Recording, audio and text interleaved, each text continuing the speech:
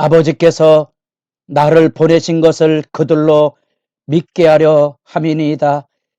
이 말씀을 하시고 큰 소리로 나사로야 나오라 부르시니 죽은 자가 수족을 배로 동인 채로 나오는데 그 얼굴은 수건에 쌓였더라. 예수께서 이르시되 풀어놓아 다니게 하라 하시니라. 새벽에 거룩한 기도다. 여러분, 하늘에 두 손을 들어 할렐루야로 부활의 새 아침을 맞이하는 거룩한 기도가 감격으로 다가올 수 있기를 소망합니다. 이제 우리가 맞이하는 요한복음 20장 말씀은 예수 그리스도의 부활의 영광의 임재를 우리에게 열어줍니다. 고난주간에 몸부림하며 우리 앞에 죄를 토설하고 그리스도의 고난을 기억하여 때로는 금식하고 스스로 절제하고 기도의 시간에 집중하며 믿음의 선한 싸움을 싸웠다면 우리 안에 우리를 맞아주시고 우리를 안아주시며 우리를 믿음 앞에 세우시는 하나님의 영광의 충만함으로 그 말씀 가운데 승리할 수 있기를 소망합니다. 요한복음 20장 1절로부터 18절까지의 말씀에서 우린 요한이 전하고 있는 부활의 증거 중에 하나, 첫 번째는 막달라 마리아가 와서 돌이 무덤에서 옮겨진 것을 보았다는 거죠. 그 당대의 하나의 모습으로 돌이 이렇게 무덤에 닫혀져 있는데 그 돌이 굴려져 왔다는 거죠.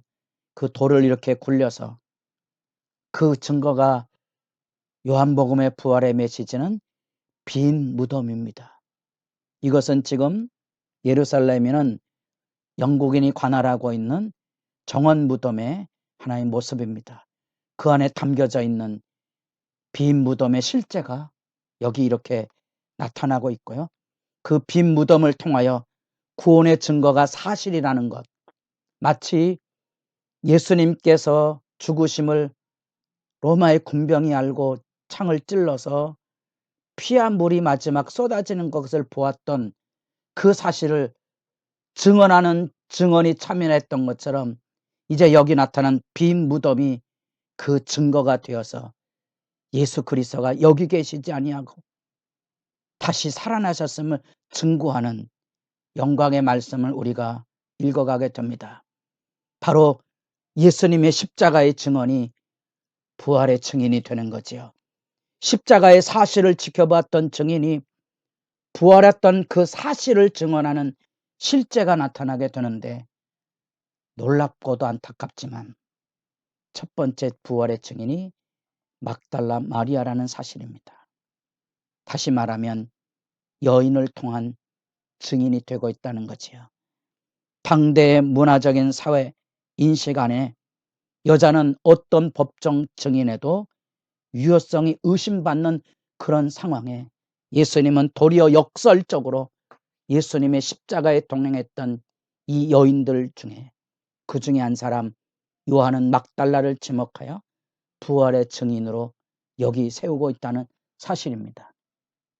감히 이 무덤이 다른 복음서, 우리 마태복음에 같은 데 보면 큰 돌을 막아놓고 그것을 임봉하여 손대지 못하게 하고 혹시라도 시신을 도적질할까 봐 경비병같이 붙이도록 사내들이 요구가 있었던 그 살벌한 무덤터가 어찌다가 이렇게 무덤이 비어있는가. 마태복음에 그 천사들이 지진을 통해 옮겨졌다는 그런 사실들을 드러내주는데, 여하튼 여기는 무덤이 비었다는 사실 앞에 2절에 보면 다른 제자에게 달려가서 사람들이 주님을 무덤에서 가져갔다고 그렇게 이야기해 주고 있고, 3절에 베드로와 그 다른 제자, 아마도 요한이겠지요. 베드로와 요한이 무덤을 향하여 다름질해 갑니다. 그리고 그 요한이 먼저 무덤에 이르러고 베드로가 무덤으로 먼저 들어가 보니 놀랍지만 6절 시몬 베드로는 따라와서 무덤에 들어가 보니 세마포가 놓였고 또 머리에 쌌던 수건은 세마포와 함께 놓이지 않고 딴 곳에 쌌던 대로 놓여 있더라. 수건에 대한 얘기는 11장에 나사로의 부활, 소생을 일깨우셨던 주의 말씀 앞에 증언에 나오는 얘기입니다. 죽은 자를 살리는 이 믿음의 사건을 선포하기 위해서 하늘을 우러러 기도하시고 나사로에 나오라 외칠 때 너희들에게 믿음의 증언을 위해서 이 위대한 역사를 이룬다고 선포하셨던 주님께서 나사로를 살리셨을 때 배로 동인 채로 이 머리 수건을 한 채로 일어서서 나왔다는 거죠. 풀어 다니게 하라. 그러나 예수님의 빈 무덤 상황은 예수님께서 장례를 치른 그대로 세마포는 세마포대로 얼굴을 감쌌던 머리를 쌌던 수건은 수건 그대로 예수님은 생명의 부활을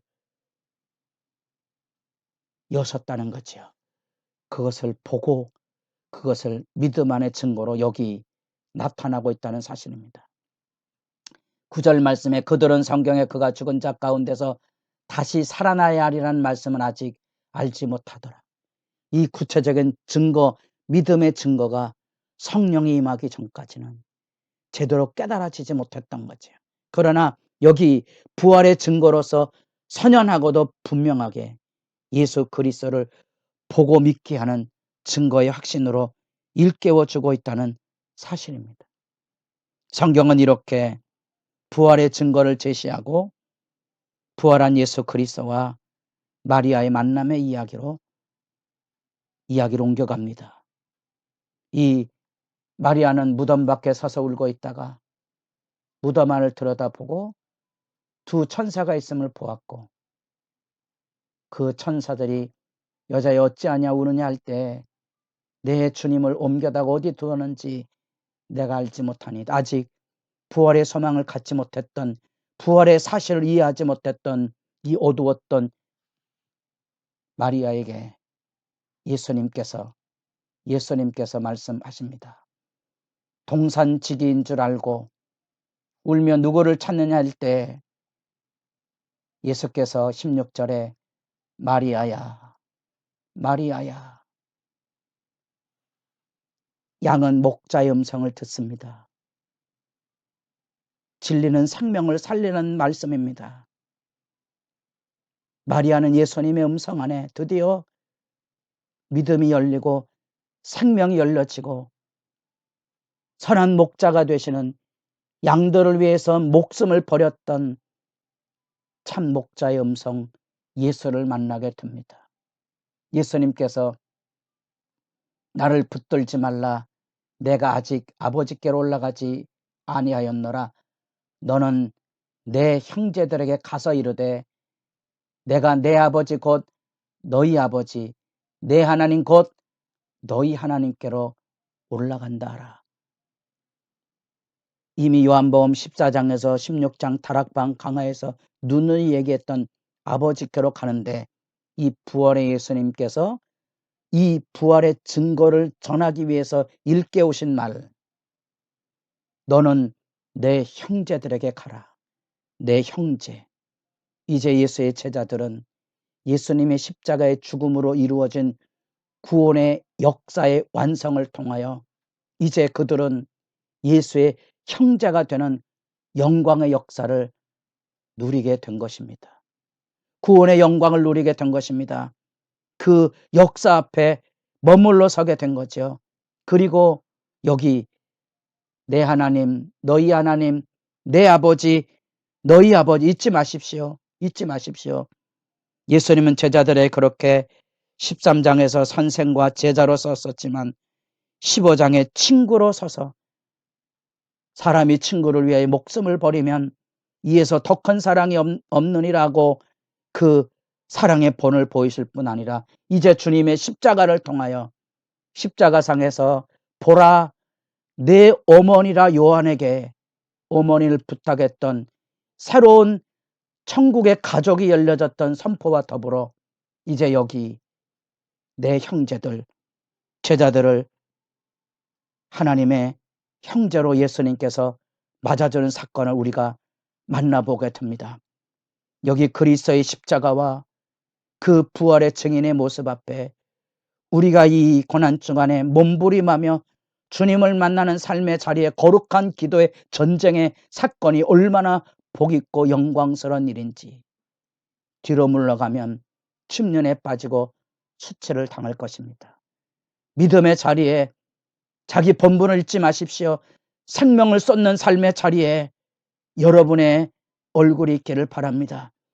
바로 여러분이 그 십자가의 목도의 삶의 자리, 고난의 자체를 쫓아 행하는 삶의 자리 안에 부활의 영광을 만나게 될 것이고, 말씀대로 사흘 만에 여기 이제 그 수건과 빈 무덤의 증언을 통하여 마치 십자가의 피한물을 마지막까지 쏟으셨던 실제적인 죽음의 사실과 더불어 부활의 사실이 여기 증거되고 있는데, 말씀을 듣고 마리아야 여러분들에게도 주의 말씀이 들려지고 여러분들에게도 하나님의 말씀이 생명이 살아나는 영생의 말씀으로 날마다 새로워지고, 여러분의 마음 안에